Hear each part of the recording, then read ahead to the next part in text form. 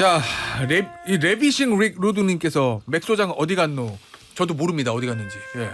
오고 있는 중이랍니다. 오늘, 지금 오늘 차가 굉장히 막힙니다. 아마 그렇죠? 그래서 예. 예상보다 더 많이 막혀 좀 늦는 게 아닐까 싶어요. 저도 열심히- 약간 당황했어요. 차가 예. 막혔어. 저는 열심히 지하철을 타고 다니기 때문에 안전하게. 예. 열심히 맥소장 오고 있지만 뭐 두 타짜만 해도 일단은 충분합니다. 이대로 출발하도록 하겠습니다. 자, 인생을 건 한판 평론 여의도 타짜. 오늘은 일단 김타짜, 박타짜 두 사람으로 시작합니다. 김근식 경남대 교수, 박원석 전 의원입니다. 안녕하세요. 안녕하세요. 안녕하십니까. 자, 일단 김타짜. 네. 머리가 지끈지끈 아픕니까? 뭐 인생이 항상 머리가 아프죠. 예. 네. 이 당정 문제 때문에 더 피곤합니까? 그렇죠. 예. 질문하세요. 예, 알겠습니다. 자, 일단 짧게 지금 한동훈 대표의 중재안, 그 다음에 대통령실의 그 중재에 대한 거부, 요거의 요 상황 총평부터 짧게 좀 먼저 들어볼게요. 어떻게 보고 있습니까? 지금 이 상황. 예전에 이준석 대표하고 윤석열 대통령 사이가 안 좋아서 내부 총질 체리따봉하고 이제 결국 징계 받고 나갔잖아요. 예. 이번에 또 비슷한 단어가 일단 용산에서 한번 나왔어요. 내부 총질, 자기 그래요? 정치. 예. 그다음에 뭐 인기 영합 이런 이야기가 나왔습니다. 저는 이런 식으로 또다시 그런 과거의 흑역사가 우리가 우려할 정도의 일로 확대되는 건 절대 가서는 안 된다. 예. 이러면서 우선 이 사태가 더 심각해지는 걸 막아야 된다는 말씀 우선 드리고요. 예. 총평만 말씀드리면 예. 저는 용산이 왜 화가 났는지 도무지 이해가 되지 않습니다. 어. 그러니까 화가 났다면 화가 나는 이유가 있어야 되잖아요. 예. 근데 화난 이유를 도저히 저는 납득이 안 간다. 아마 국민 여러분들도 대부분 그럴 것이고 우리 당의 당원들도 대부분 그렇게 생각할 거라고 생각합니다. 자, 알겠습니다. 화난 이유를 모르겠다. 하나님을 모르겠다. 원래 화가 많아요. 예. 그런 것 같은데 그러면 처방을 받아야죠. 그럼 병원에 가셔야 되는데 지금 의료 붕괴잖아요. 화면에 나오지 않았지만 목소리만 지금 화면에 나옵니다. 이 사람은 누구인가? 자, 서타짜 맥소장입니다. 안녕하세요. 네, 안녕하세요. 예. 화가 자, 나네. 화가 나십니까? 아니 그 오면서 그 김태린 정치쇼의 그 의료 관련된 이 예. 인터뷰를 들으면서 예. 참 대통령 이거는 보니까 국정을 예. 본인의 화로 푸는 것 같아요. 그래요? 예. 일단 서타짜의 총평은 국정을 대통령이 화로 풀고 있다. 요거고. 그러니까 저는 박타짜. 약간 시각이 다른데요. 예.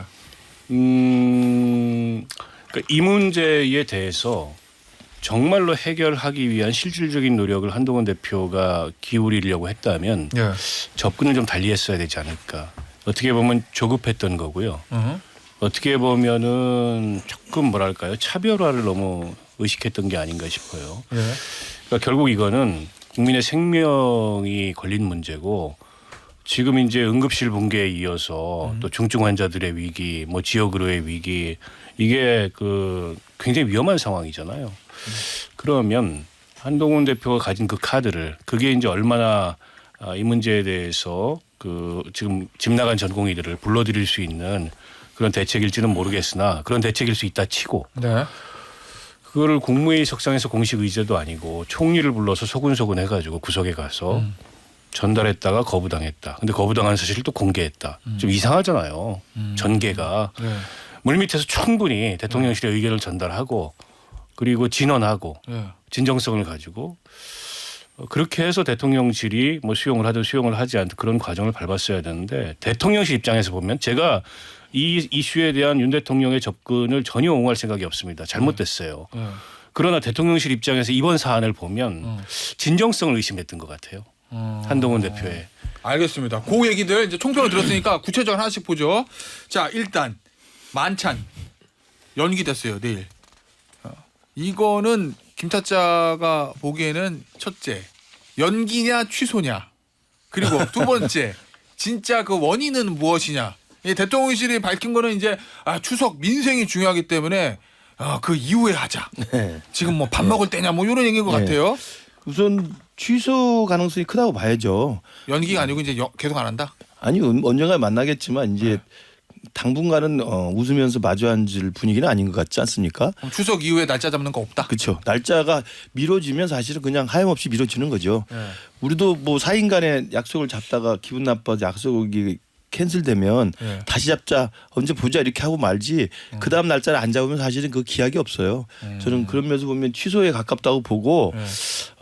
밥을 먹기로 했다는 게 그냥 단순히 밥을 먹는 게 아니라 신임 한동훈 대표 지도부와 용산과의 그 만남으로 잡은 거 아니겠습니까? 예. 그러니까 상견례 비슷한 겁니다. 예. 예전에는 뭐 다 같이 우르르 다 모여서 예. 했기 때문에 다들 이런저런 이야기가 많았는데 이제는 당대표가 된 다음에 당 지도부를 다 꾸리고 인선이 마무리됐기 때문에 인선된 신임 당대표 체제와 대통령실과의 이제 상견례 겸해서 서로 진심을 주고받기위해서 만나는 자리인데 이게 연계됐다는 면에서는 지금 불쾌감이 장난이 아니라는 생각이 들고요. 예. 뭐 이유도 추석 민심 듣고 나서 본다고 이야기하는 것도 뭐 누가 봐도 그런 생각은 아닌 것 같고 저는 아까 그 박 의원이 방식 이게 전달하는 방식을 그 이야기했는데 얘기는 좀 이따 하나씩 해보죠. 그렇죠. 예. 그것도 제가 좀 이따 말씀드릴 거고 예. 이게 어떤 것이 본질인지를 봐야 된다고 봐요. 이 사태의 본질이 예. 화가 나고 불쾌하고 그다음에 뭐 언론 플레이가 어떻고 진정성이 있냐 없냐 이게 문제가 아니라 예. 한 나라의 대표로서 대통령이 지금 이 의료 사태에 대해서 어떤 접근 방식을 할 것인가 예. 그리고 그와 관련해서 집권 여당이 이러이러한 의견을 제시했을 때 이걸 어떻게 대응할 것인가의 태도와 진정성의 문제로 저는 치환시켜서 봐야지 문제 제기한 쪽에 너 문제 제기하는데 진정성이 없어 이렇게 보기보다는 해결의 키를 쥐고 있는 열쇠를 쥐고 있는 쪽에서 이 문제 제기를 어떻게 받아들이고 어떻게 반응할 것인가에 대해서는 제가 볼 때 국민들이 납득하기 힘든 예. 지나친 저는 과잉 반응이라고 생각을 해요. 자, 맥타짜. 네. 서타짜.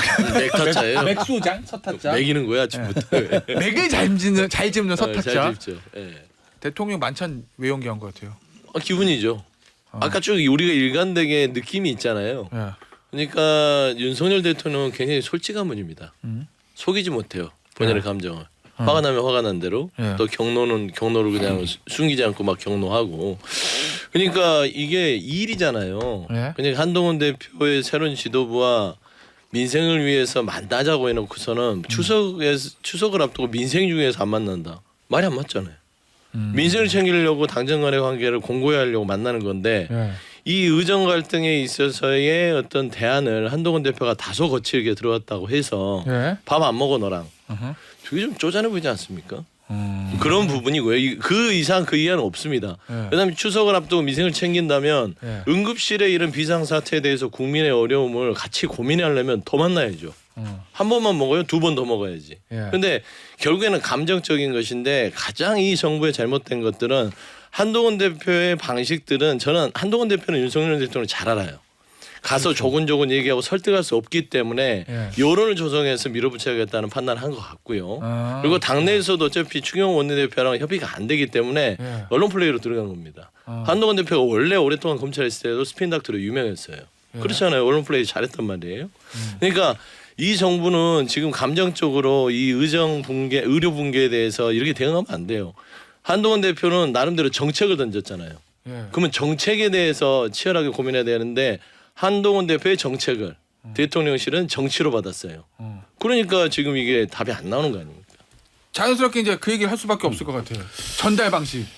그러니까 서타짜 얘기는 대통령이 설득이 안 된다. 이거 백날 해봐야. 그러니 아니 뭐 그럴 수 있어요. 여론전을 한 거다, 뭐 왜냐하면 이런 총선 때 대통령이 그 담화를 열어가지고 50분 동안 이 문제에 대한 당위성을 강변했잖아요. 네. 그리고 나서 민심이 더 악화됐어요. 그때 아마 여당 굉장히 당혹스러웠을 텐데 그때 조금 태도를 바꿔가지고 이 문제에 대해서 대화를 통해서 풀자 이렇게 하기를 기대했는데 당시 대통령 기자회견은 정반대였어요. 그러니까 이 사안을 보는 윤 대통령의 시각이 변하지 않았다는 것은 우리가 충분히 확인할 수 있는데 이제 그럼에도 불구하고 어쨌든 이게 굉장히 위험한 상황에 놓여 있기 때문에 이 문제를 풀기 위해서 이러이러한 접근법이 필요하지 않겠냐라고 적어도 원내대표하고 협의하고 네.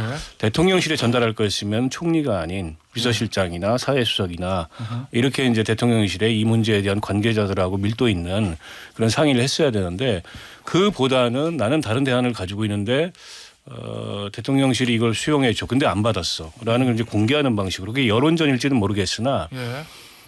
그게 이제 검찰에서 주요 사건을 다룰 때 여론몰이를 하던 것과 지금 상황이 달라요. 본인은 집권당의 대표고 상대는 대통령이에요. 그런 거 통하지 않습니다. 그런 면에서 봤을 때 한동훈 대표가 이 문제를 얼마나 실질적으로 관철시키기 위해서 접근했는지 잘 모르겠다. 그런데다가 본인이 삼중고 상황에 놓였다는 걸 잘 인정하지 않는 것 같아요. 일단 대통령과 관계가 원활하지 않고 예. 원내에 자기 편이 별로 없어요. 예. 그런데다가 야당도 한동훈 대표를 봐줄 이유가 없습니다. 왜냐하면 대통령과 관계도 원만하지 않고 당을 장악하지 못한 여당 대표하고 뭐로 마주 앉아서 야당이 대화를 합니까? 헛개비인데. 그런 면에서 봤을 때 현실을 인정해야 됩니다. 현실을 인정하고 이걸 어떻게 타개할 건지를 전략적으로 고민해야 되는데 보니까 한동훈 대표는 지나치게 본인의 지지율과 팬덤을 믿는 것 같아요. 이렇게 치고 나가고 윤 대통령이 잘못했죠, 시각이. 윤 대통령의 국정 운영이 국민들로부터 좋은 평가를 못 받고 있고 그에 대해서 윤 대통령이 겸허하지도 않고 여전히 자기 고집만 부리는 거 맞죠. 대통령하고 차별화를 고민할 수밖에 없는 대목도 맞는데 어떻게 실질적으로 차별화할 거냐. 그리고 어떻게 이 국정 운영에 물꼬를 돌릴 거냐. 이거를 여당 대표로 책임 있게 고민해야 되는데 그런 책임 있는 고민이 이번 접근법에서 보이지 않았다. 그러면 제가 좀 보기에 해명을 좀 할게요. 지혜롭지 못했다고 생각해요. 제가 해명을 좀 드리면 그러면 잠깐 탁타짜 얘기는 방향은 맞았으나 방식이 그렇죠. 좀 지금 아쉽다 이런 거칠었다 말씀이신 지금 거죠? 말씀하시는데 그 부분에 대한 오해가 있을까봐 제가 나름대로 제 예. 추측으로 설명을 좀 드리면 고위 당정협의회라는 것은 유일하게 집권 여당 지도부가 그러니까 용산 대통령실이나 우리 정부 총리실부터 시작해 정부 각 부처에게 합법적이고 가장 시스템믹하게 의사를 전달할 수 있는 유일한 창구입니다. 거기 말고 다른 걸로 하면 그 사적 논의가 되는 거예요. 그러니까 거기서 이야기하는 건 당연한 겁니다. 그래서 정기적으로 열리잖아요. 이른바 고당이라고 하는 이걸 고위당정협의회에서. 그러니까 고위당정협의회는 그런 거 하라고 만들어온 시스템입니다. 그러면 집권여당 대표가 총리한테 그런 이야기 하는 건 당연한 거죠. 또 거기 비서실장도 와 있어요. 각 수석이 다 와 있습니다. 장관이 다 와 있습니다. 거기서 이야기하면 어디서 합니까? 그리고 이게 문자 익십 논란으로 전당대회 때 김건희 여사하고 한동훈 대표 사이에 이런 논란이 있었는데 이걸 그 문자로 할 겁니까? 대통령한테 전화할 겁니까? 이렇게 못하는 거예요. 한동훈 대표는 이미 문자 익십 논란 이후에 당 집권여당과 용산 또 집권여당과 당 정부와의 관계는 공적 채널을 통해서 최대한 투명하게 하겠다는 걸로 정리가 됐습니다. 그러면 고당에서 하는 게 100번 옳은 거고요. 거기서 하는 건 아무도 뭐라고 할 수 없다. 두 번째, 고당에서 한 다음에 이걸 누가 그럼 언론에 흘렸을까? 저는 사실관계를 확인해 봐야 됩니다만 우리 박 의원님은 아마 한동훈 대표 측에서 흘렸다고 봅니다만 전 잘 모르겠어요. 확인은 못 해봤는데 그중에 하나 저는 힌트를 얻을 수 있는 게 이게 주말에 고당에서 이게 다가 여기 전달이 됐다가 용산에서 이런 자의 거절을 한 게 맞잖아요. 사후적으로. 맞는데 그건 맞죠. 그리고 월요일 날 최고위원회에서 하나 사건이 생깁니다. 최고위원회 비공개 의도 중에 인요한 이 의료 관련해서 가장 한동훈 대표가 가장 가깝게 상의할 사람이 누구였겠어요? 인요한 최고위원이었겠죠. 자 일단 잠시 네. 앞서 신주호 전략기획부총장은 인요한 최고위원과 한동훈 대표가 이 부분에 대해서 협의하고 합의한 것으로 알고 있다 그렇게 얘기는 했어요. 아니, 당연히 그 자연스러운 현상이죠. 당 대표가 지도부에 있는 의사 출신 인요한 의원하고 상의하는 건 당연히 맞는 거고. 근데 인요한 의원한테 비공개 회의 중에 전화가 왔는데 쩌렁쩌렁 다 들렸다는 거 아닙니까? 이것도 보도된 내용입니다. 보도된 내용이에요. 제가 그래서 말씀드리는 경로. 거예요. 아 모르죠. 그러니까 그건 제가 목소리가 큰 거지. 일종의 경로가 지식인은 아니, 경로. 있는 사실만 말씀드리는 거예요. 그러니까 당연히 거기에 그러면 취재진 다 그 귀대고 있고 본 사람들 있고 그럼 물어볼 거 아니에요. 이 전화가 어디서 왔지? 뭐지? 왜 그러지? 거기서 취재가 시작됐다고 저는 짐작합니다. 그래서 월요일부터 기사가 좀 나오기 시작한 거예요. 그러면 대통령실 확인하니 대통령실도 이제 그때 뭐가 있었는데 우리 거부했다라고 나는 나올 수 있다고 봅니다. 물론 한동훈 대표 측이 했는지 대통령실이 했는지 아니면 그 인요한 의원의 전화 때문에 이게 많은 관심을 갖게 돼가지고 취재에 들어간 건지 모르겠으나 그 언론 플레이를 확장할 필요도 없다는 생각이 들고요. 그다음에 중요한 건 제가 그 본질이 아니라는 거예요. 지금 의사들의 집단 이기주의하고 대통령의 고집불통하고 맞붙어가지고 국민들의 생명과 건강이 위협받는 위기 상황인데 둘 다 어떤 입장입니까? 의사들은 우리를 죽이고 가라. 대통령은 내 고집을 받고 가라. 국민들은 죽어납니다. 그럼 집권여당 대표는 뭘 해야 합니까?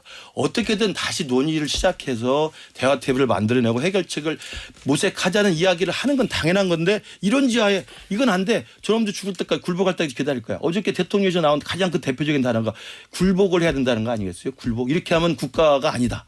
이게 국가입니까? 정확한 표현 불법 이탈에 손을 들면 그러면 그게 대통령실이 한다는 건 국가냐. 그거예요. 의사들이 그냥 다 전원 투항할 때까지 기다리겠다는 거예요. 그럼 기다려 손 놓고 뭐 할 건데요? 아니, 제가 짧게 한 마디만 말씀을 드리면, 네. 그러니까 지금 하신 말씀이 대체로 맞는데 별난 사람을 상대하는 거예요. 한동훈 대표는 정상적인 사람을 상대하는 게 아닙니다. 자, 이건 일단 박타짜의 개인적인 평가, 아니, 주관적인 그러니까. 평가. 저희 SBS와 정치쇼의 입장과는 무관하다는 점을 그러니까 말씀드리면서 당정 관계에 있어서 당 대표를 체리따방으로 내쫓은 사람을 상대하는 거예요. 그렇기 때문에 전략적이어야 된다는 건데 제가 이해가 안 가는 대목은 이런 겁니다. 뭐요? 비서실장도 있고 뭐 원내대표도 있고 고위당정 협의 테이블에서 그 얘기를 던지고 논의해 봅시다 이렇게 했으면 모르는 게 아니고 끝나고 나서 총리를 구석으로 데리고 가서 총리한테 얘기했다는 거예요. 그 얘기는 뭐 한동훈 대표 쪽에서 반박이 안 나와요. 팩트인 것 같아요. 뭐 한덕수 총리가 한덕수가 얘기한 얘기했- 거니까. 예.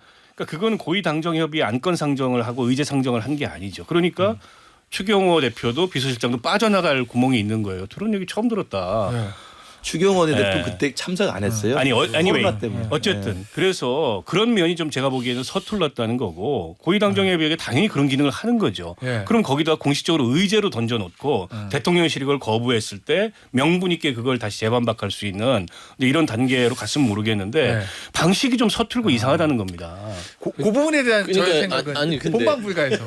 근데 윤석열 정부와 지금 한동훈 대표의 이 의료 붕괴 갈등 이런 부분들을 좀 놓고 하는 거 보면 참 둘 다 무능하다. 본질은 국민이잖아요. 네. 본질은 국민에 대해서 추석 명절을 앞두고 응급실에 대한 정상화를 최소화하자라는 게 그 지금 모두의 공감대 아닙니까? 네. 근데 지금 우리가 뭘 갖고 싸우냐면 대통령의 기분이 상했냐, 대통령실에서 조금 불쾌해야 한다, 한동훈 대표의 방식이 거칠다. 그게 중요할까요? 근데 본질은 저는 다른 건 설명을 다 떠나서 한동훈 대표 입장을 제가 이해가 되는 부분들이 있어요. 한동훈 대표는 기댈 데가 아무 데도 없어요. 고립무원이에요. 여론밖에 없다. 여론밖에 없어요. 63%의 당내 여론과 국민의 여론 외에는 아니 당에서 지금 추경호 원내대표 지원을 받습니까? 대통령실에서 곱게 봅니까? 아니기 때문에 여론전밖에 보내서 할 길이 없고 두 번째 최근에 이 의대 정원 유해 방문식을 대통령실이 각을 세우면서 체병 특검에 대한 부담이 쭉 빠졌어요. 그리고 앞으로 여야 대표 회담이 있는데 거기에서 체병 특검보다 1순위가 지금 의정 갈등, 의료 이 개혁에 대한 부분들에 대한 의제가 1순위가 된 겁니다. 예. 저는 이게 한동훈 대표에게는 숨 쉴 수 있는 그리고 수평적 당정 관계를 할 수 있는 최고의 이슈예요. 그렇기 때문에 민심이 뒤에 있는 이슈다 이게. 당연하죠. 그러니까 체병 특검보다는 지금 직면한 이슈 중에는 의료 이 개혁 부분들을 당정에 있어서 대통령 각을 세우면 체병 특검은 굉장히 곤란하거든요. 직접적으로 대통령을 내주는 거기 때문에. 예. 하지만 의료개혁은 각을 세우면서도 국민한테 신망을 얻을 수 있는 아주 좋은 이슈이기 때문에 저는 한동훈 대표가 아까 말씀한 대로 한덕수 총리를 뒤에 손잡고 가서 와 이래 합니다 라고 하는 부분들을 했다는 것은 좀 차츰차츰 공적 절차를 본인이 밟아가면서 득을 취하겠다라는 계산이 분명히 있고 저는 대통령이 그걸 읽었다고 봐요. 이거 고약하다. 오히려 그 방식이 자기 정치하려는 거 그래 아니냐. 자기 정치하는 거 아니냐. 아니, 근데 이렇게 봤을 공산이 커요. 대통령실이 정상적이라면 고당에서 뭐 손을 잡고 가는지 그건 내가 확인할 수 없습니다만 공식 의제로 하지 못한 것은 추경호 원내대표가 공석이었고 이 내부에서 정책위를 통해 가지고 당의 지도부에서 일종의 공식적 결정을 통해서 다음 고당에서 이걸 정식 안건을 하겠습니다라고 하기 전에 했다는 의미로 받아들여요. 그런데 뭐 끝난 다음에 끄집어내서 손잡고 했을 것 같지는 않고 어찌됐든 그런 의견을 전달했으면 그래서 한덕수 대표는 그걸 비중 있게 받아들였기 때문에 확인해 보고 불가라고 입장을 통보했다는 거 아니에요. 어디다 확인했겠어요. 용산에 물어보니까 바로 즉각 불가 이렇게 했겠죠. 그러니까 안 됩니다라고 전달을 한 것 같은데 저는 용산에서 그게 방식이 어떻든 그 내용이 어떻든 그런 이야기를 집권여당 대표가 하면 국민을 인질로 국민의 생명을 인질로 의사와 대통령이 이렇게 맞짱을 뜨고 있는데 문제를 해결합시다라고 하는 말조차도 숨을 쉴 수 없도록 그냥 짓누르겠다는 것밖에 안 되잖아요. 그러면 설명을 해줘야죠. 아 이건 이렇게 해서 이렇게 되고 우리는 준비를 하고 있다.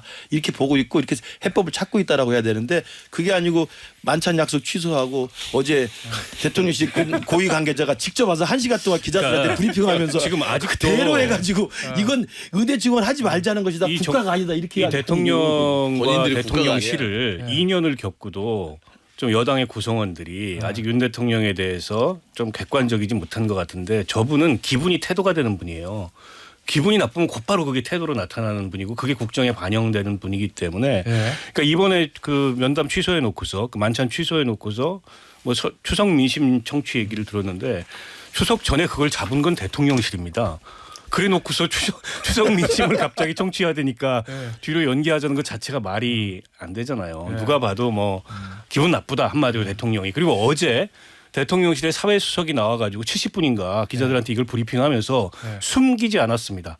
대통령의 경로를. 그것만으로도 봤을 때 이 네. 사안에 대한 한동훈 대표의 접근법에 대해서 용사이나 대통령실이 어떻게 보고 있는지가 확연하고 예. 그러니까 저는 그 옳고 그름의 차원이나 시시비비의 차원이나 이른바 이제 문제 해결을 위한 문제의 본질이라는 측면으로 들어갔을 때 한동훈 대표가 제안했던 2026년도 1년 유예안이 본질적 해결책은 아닙니다. 물론 미루고 그렇죠. 대화하자라는 건데 근데 지금 이제 당사자들은 2025년도 취하하라 이렇게 얘기를 하고 있어요. 근데 2025년 취하는 말이 안 되는 게 이미 입시 전형이 들어가 버렸어요. 그건 한동훈 대표도 거부했어요. 불가능합니다. 네. 근데 2026년도 유예안을 얘기하면서 네. 2026년에는 의대 그 이 정원이 7,500명이 된다. 예, 예. 이 얘기를 한동훈 대표가 근거로 들었던데 2025년도에도 7,500명이 돼요. 졸업할 때까지 7,500명이 돼요. 그게 별로 새로운 인식은 아닌 것 같고 어떻게든 사실은 이 문제에 대해서 그 여야 정간에 해법을 찾아야 됩니다. 이대로 가면 고스란히 국민들만 피해를 맞아요. 당하게 네. 생겼어요. 예, 알겠습니다. 자, 요 얘기는 나머지 더 심도 있는 심화 버전은 심화 버전 한동훈 대표와 윤석열 대통령 간의 요 충돌 요 심화 버전 뒷얘기. 뒷얘기. 앞으로 어떻게 될 건가 예상. 요거는 이제 심화 버전이니까 본방불가에서 하고 궁금한 거 살다가 서탔자. 예. 내가 이재명 대표가 한동훈 대표 칭찬하는 날이 올 거라고 생각도 못했어요. 칭찬 받을 아닌 것 일을 같은데. 칭찬 아니에요? 칭찬 받은 일을 하면 되죠. 아 그래요? 그걸 자, 느끼면 정확한 되고. 워딩 예. 불가피한 대안이다. 긍정평가였거든요. 그러니까 25년 어쩔 수 없고 26년도에 대한 네. 의대 정원에 대한 증원을 유예하자. 예. 유예하자는 것이 불가피한 대안은 맞죠. 예. 일단 이렇게 던져놓고 나서 응급실 대란이나 의료 붕괴를 일단은 막자는 거예요. 예. 이게 임시방편이거든요. 전체적인 해결책은 안 된다라는 측면이고 네. 이재명 대표는 지금 현재 그 의대 증원에 대해서 국민의 생명과 건강권이라는 이 큰 아젠다에서 둘이 일치할 수밖에 없는 상황입니다. 그리고 민주당 자체가요 의대 증원을 반대하는 게 아니에요. 단계적으로 가자라는 입장을 충분히 냈는데 예. 용산에서 아예 받지를 않았었고 그냥 밀어붙였던 것인데 예. 집권여당 대표 한동훈 대표가 정치 상황 때문에 던졌잖아요. 그러니까 당연히 손잡고 가자라는 것이고 그래도 이재명 대표가 이게 아주 정치적으로 판단 안 한 거예요. 예를 들어서 여기서 그건 아니다라고 여기서 한동훈 대표를 고립시켜 버리잖아요. 네. 한동훈 대표 여기서 나가 떨어져요. 자, 여의도 타짜 3부에서 계속됩니다. 앞서 서타짜가 이재명 대표의 그 한동훈 대표의 요 중재안에 대한 긍정 평가 요거에 대해서 마지막에 뭐라고 평가했냐면 정치적 의도가 없다. 오히려 정치적 의도가 있었다면 한동훈 대표를 고립시켰을 것이다. 에이, 바지 대표 권한도 없으면서 무슨 중재안이야 이렇게 고립시켰을 건데 그렇죠. 정치적 의도가 없기 때문에 한동훈 대표를 띄워준 거다 요건데 딱 듣는 순간 김타짜의 생각은 다를 것 같은데요. 그럼요. 정치적 의도가 다분하죠. 뭘 그러니까 선의적인 불난지를 부채질을 한다는 의미로 해석할 수밖에 없고, 그러니까 물론 이제 싸워라. 요거. 그렇지. 네. 그러니까 물론 두 가지 양면이 다 공존하는 거죠. 그래도 제1야당의 대표니까 정책적 대안으로서 이쪽 편이 맞다라고 생각을 해주고 대안 정당으로서의 이미지를 보여준다는 의미에서는 거기에 대해서 숟가락 얹는 건 뭐 있을 수 있다고 봐요. 근데 이제 이걸 정치 공학적으로 보면 지금 대통령과 집권여당 대표가 싸우는 상황에서는 한쪽 편을 들어서 이게 부채질을 하면 불이 확 붙을 수가 있잖아요. 이제 그렇게 우리는 해석할 수밖에 없다는 마음을 점을 좀 곱게 그러니까 이해해 주시고 그래, 그런 면에서는 저는 시간들. 이재명 대표의 선의를 믿기보다는 이재명 대표의 공학을 저는 훨씬 더 많이 있는 편이죠. 아니 공학이라면 진짜 한동훈 대표를 고립시켜 버리면 여기서 못 나온다니까요. 아니, 끝이에요. 거기서 이재명 대표가 대통령 편을 들잖아요. 이재명 대표도 같이 여러 그러니까 결국에는 이 이슈 자체가 칭찬을 할 수밖에 없고 그다음에 칭찬까지는 아니더라도 손을 잡아줄 수밖에 없는 이슈이기 때문에 뭐 큰 평가를 뭐 분란을 일으킨다 그렇게 생각하는 손을 거 아닌 것 잡아주고 같아요. 한동훈 대표가 위기에 처했는데 그걸 구해줬다. 뭐 민주당이 그런 아량을 가진 정당은 아니고요. 그렇죠. 민주당이 안이 없어요. 이 문제에 대해서. 그러니까 원론적으로는 의대 증원하고 네. 그다음에 지역의대, 공공의대 늘려야 된다. 이거 원래 민주당 의견이었어요. 네. 그리고 민주당 일부 구성원 같은 경우에는 2,000명 정원해야 된다. 이렇게까지 얘기를 했었습니다. 예전에 네, 김윤 의원 원천 저작권자들이 쪽에서. 거기에 있어요. 근데 이제 이게 여론의 역풍을 맞고 또 전공의들의 반발을 세게 사니까 발을 뺐죠 거기서. 그러면 민주당의 대안은 뭐냐? 대안이 없는 거예요. 문재인 정부 시절에 500명 증원안을 냈다가 그때 이제 의사들이 거부를 했어요. 그러니까 이 사안에 있어서 이게 이제 응급실 지금 뺑뺑이 위기가 오고 윤석열 정부가 워낙 불통으로 밀어붙이니까 마치 윤석열 정부만 잘못하고 있는 걸로 보이는데 의사들의 직역 이기주의 문제입니다. 이 문제가 의료개혁이 한 걸음도 못 나가도록 만들고 있는 원인이에요. 때문에 그 의사들이 잘하고 있거나 전공의들이 잘하고 있는 게 전혀 아닙니다. 그래서 아마 이제 마땅한 대안이 없으니까 저렇게 이제 세게 한동훈 대표가 안을 내놓고 붙고 저게 본질적 해결책은 아니어도 대화를 재개할 수 있는 모멘텀은 된다고 보니까 손을 들어준 건데 일종의 숟가락 얻기 뭐 또 이런 한 거. 가지 의미는 이런 것 같아요. 결국 집권 여당 내에 약간 자중질환이 일어나고 예. 세게 붙고 있는데 이재명 대표나 그 민주당의 타겟은 1차적으로 윤석열 대통령이지 한동훈 대표는 그 다음이에요. 뭐 그렇겠죠. 그렇죠. 그러니까 뭐 상상력을 확대해 보면 탄핵 공조의 대상이 될 수도 있는 거예요. 한동훈 대표가. 설마. 아니 예를 들어 민주당 입장에서 공학적으로 판단을 한다면 예. 아니 그런 입장에서 뭐 여야 대표회담도 하기로 했는데 이 정도는 어쨌든 한동훈 대표의 편을 좀 들어주고 그리고 이 사안에 있어서 더 궁지로 몰자. 윤석열 대통령을 뭐 이런 정도의 입장이 아니었을까 봅니다. 저는 이제 궁지로 몰고 뭐 공학을 하고 선의가 있다기보다는 최소한의 정치인이라면 당연히 이런 사안이 생기면 안을 가지고 해법을 모색하는 쪽에 손을 들어줄 수밖에 없죠. 아니 지금 말씀하신 대로 이 사단이 났는데 여기서 그러면 정부가 팔짱 끼고 손 놓고 있는 상황이면 여야라도 모여서 여야 대표라도 모여서 이게 한번 계기를 만들어서 물꼬를 터보자. 네. 다시 정부와 의사들이 만나서 대화할 수 있는 테이블이라도 만들어 보자. 그러려면 최소한 이 정도의 안은 던져놓고 시작을 하고 여기에서 머리를 맞대서 테이블에서 앉아 논의를 한다면 정부도 한 발짝 물러서고 의사들도 한 발짝 물러서는 걸 찾아보자라고 접근하는 게 정치의 기본 ABC죠. 예, 제가 그렇게 당연히 얘기했잖아요. 그렇기 때문에 이재명 대표는 정치인이기 때문에 당연히 이 표를 들 수밖에 아니 없어요. 그러니까 제가 얘기했던 것들이 이재명 대표는 당연하게 정치적으로 야당 대표로서 국민들이 정말 뭐 이런 고심하는 것들에 대해서 적극적으로 찬성을 할 수밖에 없는 건데 거기에 무슨 분란을 뭐 생각하고 누구 편을 들어서 즐긴다. 그거는 옳은 어떤 시각이 아니고 제가 말씀드린 게 그거잖아요. 문재인 정부 때 400명 500명 증원하려고 했다가 의사단체는요 무조건 뭐 100명만 증원한다 해도 반대예요. 그런데 문재인 정부가 그걸 강하게 밀어붙여서 소프트 랜딩을 하려고 500, 2,000 하려고 했는데 그때 코로나가 터졌어요. 그러면서 의료 인력이 많이 필요했고 당연히 의사단체 쪽을 들어줄 수밖에 없는 상황에서 그때 중지가 됐던 것인데 이런 식 방식으로 접근하지 않고 지금 윤석열 정부처럼 2,000명씩 막 밀어붙이면 이거는 중요한 거는 반대는 존재하나 의료 현장이 마비되는 게 문제잖아요 지금. 그래서 그런 부분 때문에 이재명 대표가 그러면 잘 됐다. 여당 대표가 큰맘 먹고 처음으로 고양이 목에 방울을 달겠다고 하니 옆에서 한번 힘을 실어주자 이거예요 지금. 그러니까 제가 제일 이해가 안 되는 거는 2,000명이라는 숫자가 어떻게 도출되는지에 대해 설명을 못하고 그게 대통령실이? 과학적이고 합리적이라고만 주장할 뿐. 그리고 의대별로 정원을 자기들이 다 정했어요. 배정을 해줬습니다. 네. 근데 그 배정심사위원회의 회의록도 폐기해버렸대요. 어제 교육부 장관이 국회에 나와서 답변하는 게. 그러면 무슨 근거로 그렇게 배정을 했냐도 없어요. 근데 국민들한테 이게 오르니까 방향이 오르니까 이게 합리적인 기준이라고 믿어라. 이게 아니면 가져와 봐라.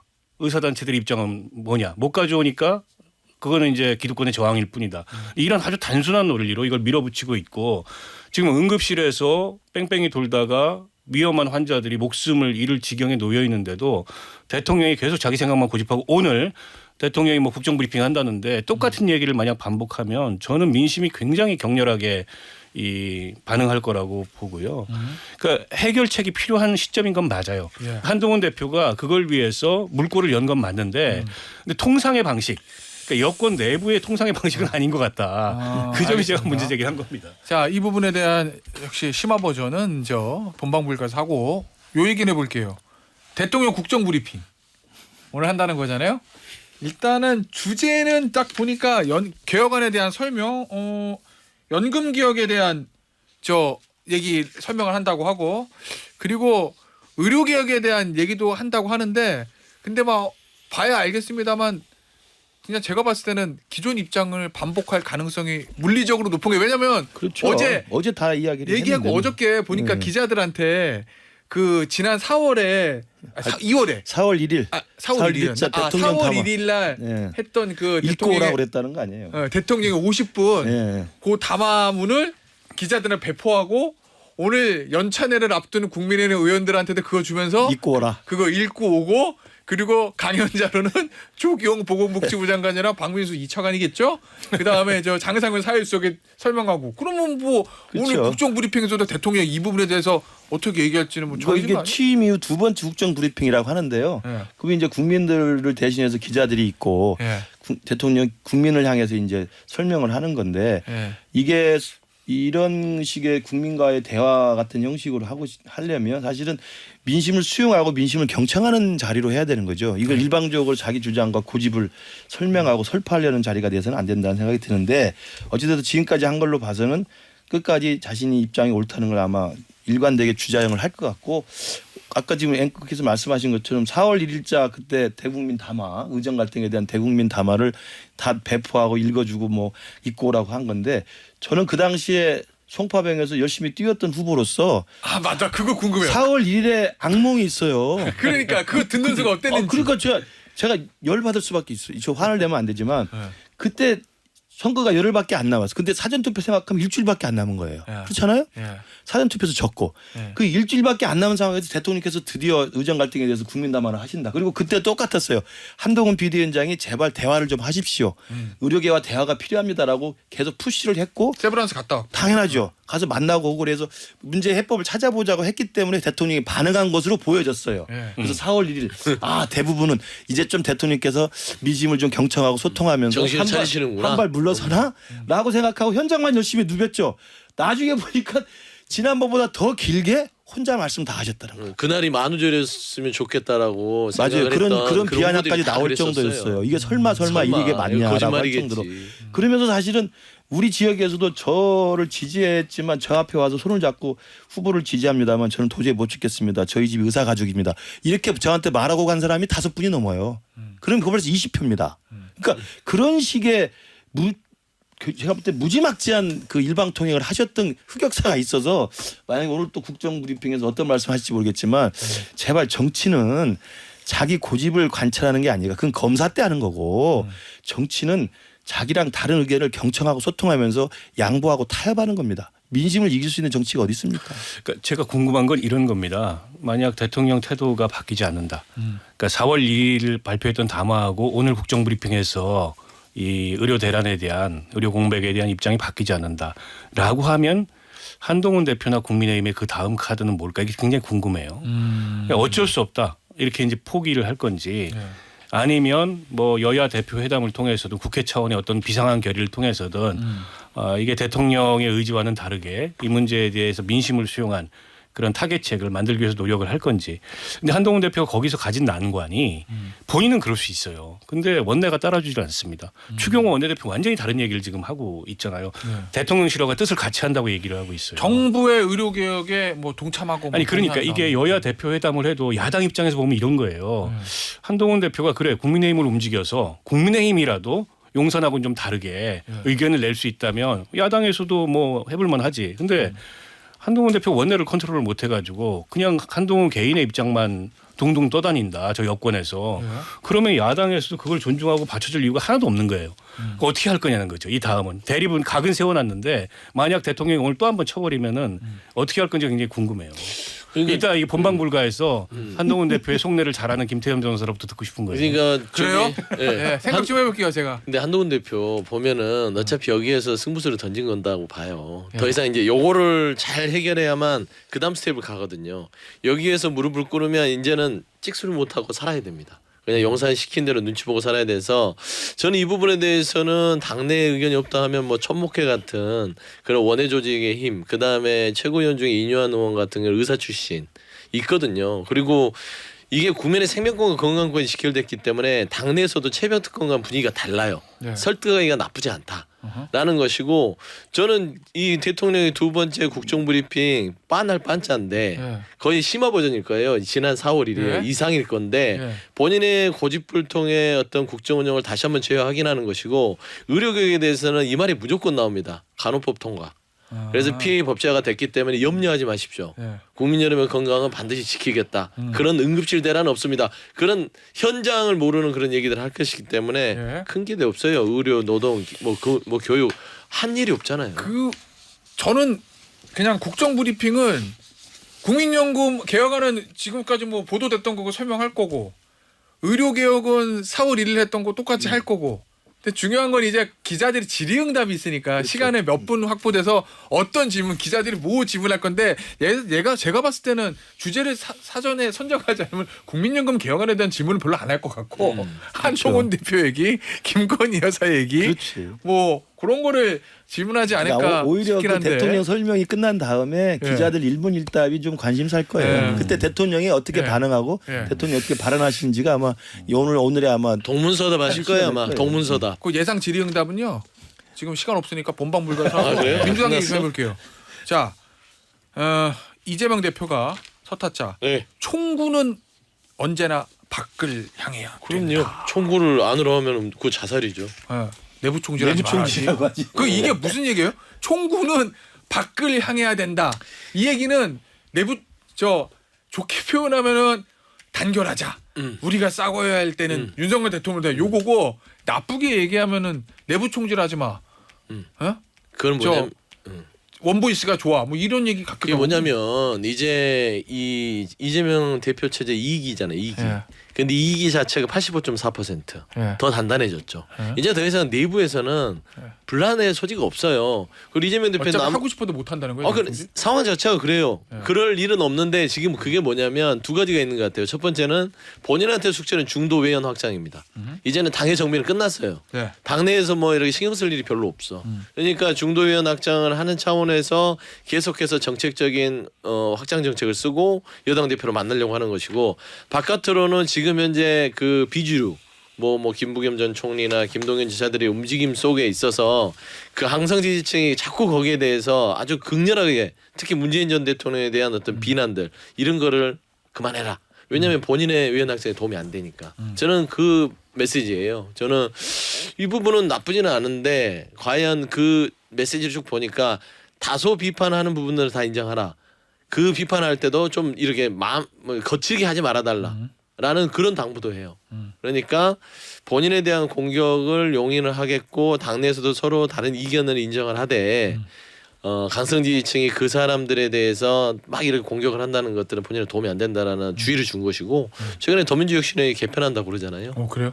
개편한대요. 그래서 예전에 문재인 전 대통령이 더민주혁신회의가 좀 거칠다 메시지가 했던 걸 받아들여서 예. 정책 그룹으로서 조금 재개편을 하겠다고 하시니까 제가 봐서는 이재명 대표 이기 체제 그건 법무부에서 얘기하겠지만 본인이 예. 저 주변 측근들한테 한 얘기가 있어요. 그런 선상에서 얘기한 것이다. 어떻게 보셨어요 그 메시지들? 요건 제가 볼 때는 네. 오늘 이제 국정 브리핑하고 우리 윤석열 대통령이 혹시라도 이 발언을 할까봐 저는 좀 걱정스럽긴 하네요. 그러니까 욕을 받아서 내부 총질하지 말라고. 아니 그게 아니고 이제 두 가지 의미를 다 설명을 잘 해주셨어요. 그러니까 이게 내부 총질하지 말라는 의미도 있지만 또 한편으로는 이제 포장하기는 개딸도 좀 자제해라 이런 이야기 다 되는 이야기죠. 네. 근데 지금의 우리 여당의 당정 관계에 대한 걱정을 놓고 보면 혹시라도 용산이나 대통령실에서 총권은 항상 밖을 향해야 된다는 이야기를 강조를 하면 예. 좀 찜찜해지네요. 잠깐. 제가 저의 그냥 괜히 자괴감스러워. 이 얘기네. 예를 들어서 똑같은 말도 이재명 대표가 총구는 밖을 향해야 됩니다. 라고 근데 얘기하는 이재명 것과 소리 안 들리고 자꾸 내가 다른 소리를 들리는 그러니까 아니 이미 대통령실에서 내부 총질이라는 얘기가 또 나왔기 때문에 예. 김근식 교수처럼 우려를 하시는 것 같고 예. 본인 얘기한다고 보십니까? 내부 총질? 저요? 예. 저는 일종의 지식에는 항상 옳은 것만 이야기합니다. 지 고화를 막론하고 동서고금을 막론하고. 아니, 그러니까 저는 뭐 이게 민주당 내부의 강성 지지층들의 내부 비판에도 금도가 있어야 된다. 예. 선을 넘지 말아라 이 얘기를 했다고 봐요. 근데 이제 다르게 들리는 거죠. 예. 다르게 들리는 이유는 예. 그 내부에 이제 이른바 비주류, 뭐 삼김을 포함해서 예. 여기가 이제 이재명 대표 체제를 흔들려고 하지 마라라는 식의 중의적 메시지 아니냐 이렇게 해석이 돼요. 예. 그렇게 해석이 되는 이유는 이재명 대표가 이번 메시지에서 그걸 의도하지 않았더라도 예. 지난 행적이 있기 때문에 그렇습니다. 과거에 다 정리해버렸잖아요. 지난 총선에서 공천 가지고. 예. 그리고 이제 총선 끝나고 이제는 리더십이 공고해졌으니 과거는 다 잊고 이제는 우리가 중도 외연 확장을 위해서 나가자. 근데 당한 사람들은 과거를 못 잊죠. 그래서 그런 해석이 나오는 거고 예.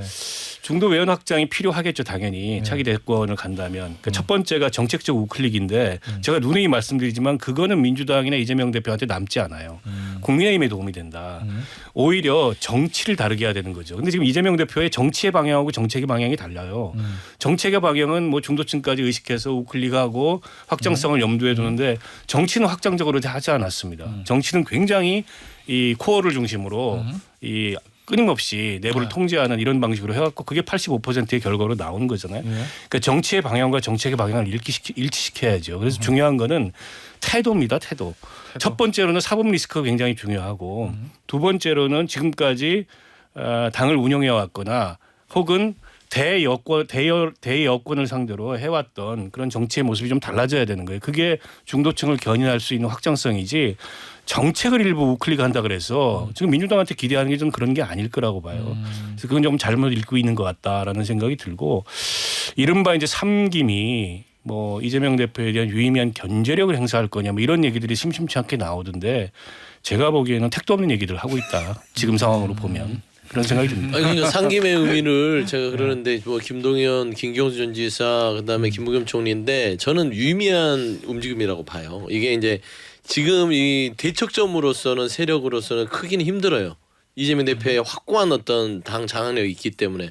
하지만 아예 이 비주류의 목소리가 없으면 이재명 대표 입장에서도 중도 외연을 하는 데 있어서 발목이 잡히거든요. 도움이 되는 거예요. 왜냐하면 단일 체제라는 것들이 일사불란하게 움직이지만 중도 외연에는 굉장히 마이너스거든요. 그런데 옆에서 다른 소리하는 이 세 분이 나서서 여러 가지 의견을 해주면 그거를 품없는 입장을 보여주면서 중도 외연 확장을 하는 데는 큰 도움이 되죠. 그래서 이재명 대표가 굉장히 그런 걸 고려하고 통합하자. 네. 우리 이런 그런 메시지. 근데 뭐 이건 민주당의 이야기는 뭐 저희들이 민주당 상황을 뭐 볼 겨를도 없습니다만. 왜 그래 국민들 궁금해하는데 뭘 민주당 볼 상황은 겨를이 왜냐하면 없어. 단순해. 볼 겨를이 없다. 왜 그걸 겨를이 없어.